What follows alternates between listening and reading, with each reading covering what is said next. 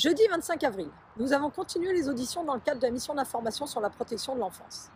Nous avons auditionné le groupement d'intérêt public de l'enfance en danger, groupement qui regroupe l'ONPE, l'Observatoire national de la protection de l'enfance et le 119.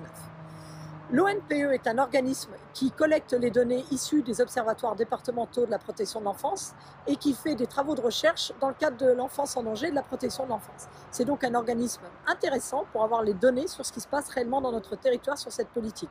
Elle détecte également les bonnes pratiques pour après pouvoir les proposer à d'autres départements. À l'intérieur, nous avons également le numéro 119.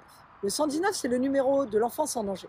Chacun peut appeler le 119 pour signaler un enfant qui sera en danger. Mais également, juste pour avoir des conseils. 30% l'année dernière des appels ont été passés par des parents en besoin de conseils. Et par contre, 15% ont été passés par des enfants en danger pour eux-mêmes qui indiquaient leur situation. Et ce numéro est d'autant plus important quand on sait que 6 déclarations préoccupantes données au département sur 10 n'étaient pas connues des départements.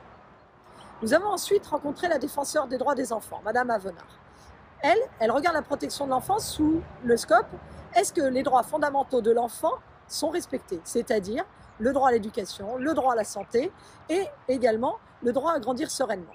Et dans ce cadre, elle nous a indiqué, elle, sa préoccupation sur la procédure judiciaire dans certains territoires où par manque de moyens, bien c'était passé un petit peu rapidement et où on avait des difficultés de mise en place des mesures, et également la nécessité que l'enfant soit représenté sur les auditions auprès de ses juges, que ce soit par un représentant ad hoc ou par un avocat. Nous avons également rencontré Madame Devrez de l'École nationale de la protection judiciaire de la jeunesse.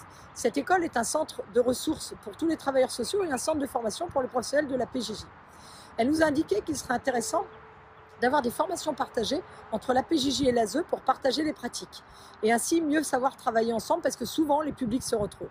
Elle nous a également indiqué sa préoccupation sur le fait que, à la grande différence de l'ASE, souvent la PJJ, elle, se base sur est-ce que les droits de l'enfant sont respectés? S'ils sont respectés, bien on laisse l'enfant même si les parents sont un peu défaillants. Ce qui est un peu différent par rapport à certains territoires.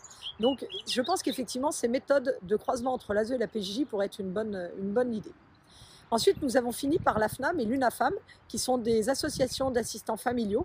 Elles nous ont indiqué leurs difficultés à être reconnues comme travailleurs sociaux par certains départements, leurs difficultés également à travailler avec leurs collègues référents, parce que les référents ayant pour certains beaucoup de dossiers, ils ne sont pas en capacité de répondre quand l'assistante familiale est en difficulté avec un enfant.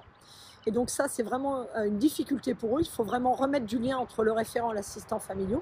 Elles nous ont indiqué également leurs difficultés avec la notion d'autorité parentale qui sont conservées par certains parents et qui bloquent des actes de la vie de tous les jours, notamment pour un jeune qui voudrait aller passer la soirée vers un de ses amis.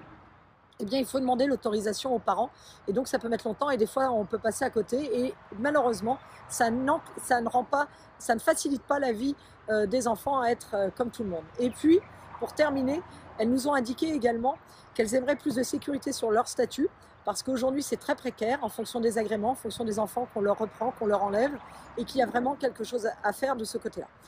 Voilà pour les auditions de cette journée en résumé.